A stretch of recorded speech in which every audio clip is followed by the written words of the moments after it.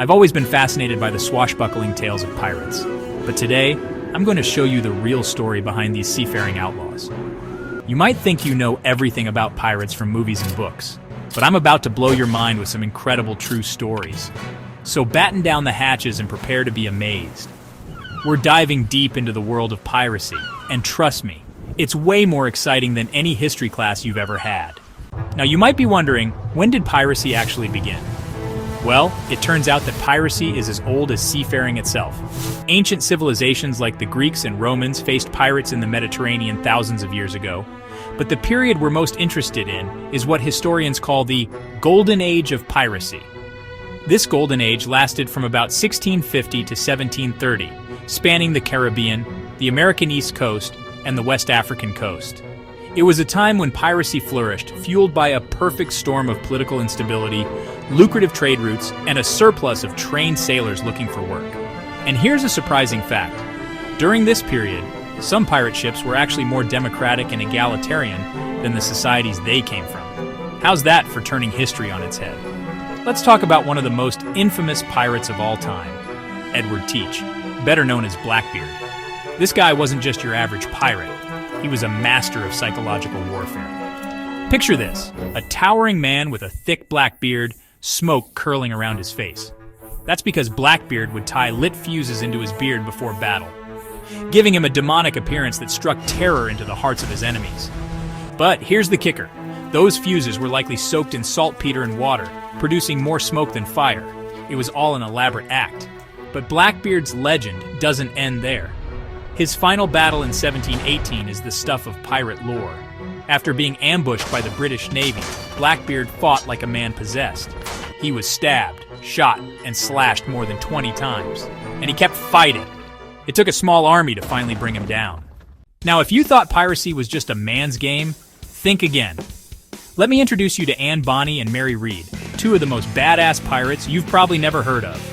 These women disguised themselves as men to join pirate crews, and they fought just as fiercely, if not more so, than their male counterparts. But here's a question. How did they maintain their disguise for so long in the close quarters of a ship? When they were finally captured, both Anne and Mary pulled off an incredible feat. They claimed to be pregnant, which delayed their execution. But here's the kicker. Anne's final words to her lover, the pirate Jack Rackham, as he faced the gallows were, "If you'd fought like a man, you wouldn't be hanged like a dog." And get this, some historians believe that Anne Bonny might have escaped execution altogether and lived out her days in South Carolina. How's that for a plot twist? Let's dive into the story of Captain William Kidd, a man whose tale blurs the line between pirate and privateer. Kidd started out as a legal pirate hunter, commissioned by the British Crown. But somewhere along the way, he crossed the line into outright piracy. What's really interesting about Kidd is the legend of his buried treasure. But here's a question that might surprise you. Did Kidd actually bury any treasure at all? For centuries, treasure hunters have been obsessed with finding Kidd's lost gold. But here's the twist. Most historians now believe that Kidd's buried treasure was largely a myth, possibly invented to attract investors for treasure hunting expeditions. Now, let me tell you about a discovery that's like a pirate's dream come true. The Whydah was a real pirate ship that sank off the coast of Cape Cod in 1717. But here's the amazing part. It was rediscovered in 1984, and what they found was nothing short of extraordinary. You might be wondering, how did this shipwreck survive for over 250 years? The Whydah wreck contained over 200,000 artifacts, including gold, weapons, and personal items from the crew. But here's something that might surprise you. Among the artifacts were medical tools far more advanced than what most naval ships carried at the time. It turns out that pirate ships often had better healthcare than their law-abiding counterparts. You might think of pirates as lawless rogues, but the reality is far more interesting. Most pirate crews operated under strict codes of conduct. These codes laid out how treasure would be divided, how decisions would be made, and even included an early form of workers' compensation for injuries sustained in battle. And get this, pirates were actually pretty democratic. Many crews voted for their captains, and could vote them out if they weren't happy. They also often split their loot more fairly than the navies and merchant ships of the time. But here's the real kicker. Some pirate codes even included early versions of disability insurance, Lose an eye, that's 100 pieces of 8. Lose a leg, 400 pieces of 8. Now let's talk about some of the iconic symbols and beliefs associated with pirates. The Jolly Roger, that famous skull and crossbones flag, wasn't just for show. It was a psychological weapon, a warning to other ships: surrender or face no mercy. Pirates were also a superstitious bunch. They had all sorts of beliefs about what brought good or bad luck at sea. For example, having women or priests on board was often considered bad luck, while gold earrings were thought to improve eyesight. But here's something that might surprise you. Many of these superstitions had practical origins. Those gold earrings? They could pay for a proper burial if a sailor's body washed ashore.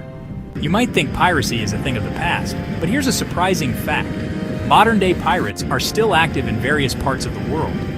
Hotspots include the waters off Somalia, the Gulf of Guinea, and parts of Southeast Asia. These modern pirates use speedboats and automatic weapons instead of sailing ships and cutlasses, but their goals are often the same: to hijack ships and steal valuable cargo. But here's a question that might make you think, how has modern technology both helped and hindered piracy? And get this, there are even autonomous drone ships being developed that could be virtually pirate-proof. It's like we're seeing a high-tech arms race between pirates and the shipping industry. Let's end our journey by decoding some famous pirate phrases. Shiver me timbers was an expression of shock or disbelief.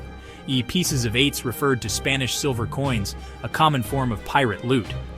And Davy Jones's locker was a euphemism for the bottom of the sea, where many pirates feared they'd end up. But here's something that might surprise you. Much of what we think of as pirate speak actually comes from a 1950s Disney movie version of Treasure Island. So why do we associate this particular way of speaking with pirates? It turns out that our modern idea of how pirates talked is largely a Hollywood invention. Real pirates probably spoke more like sailors of their time and place. Well, mateys, we've reached the end of our pirate adventure. From ancient seas to modern oceans, we've explored the fascinating world of piracy. Remember, the real stories are often more incredible than fiction. So the next time you watch a pirate movie, you'll know the truth behind the legend. And who knows? Maybe you'll look at that beach vacation a little differently, wondering what treasures might be buried beneath your feet. Until our next adventure, may your compass always point to discovery.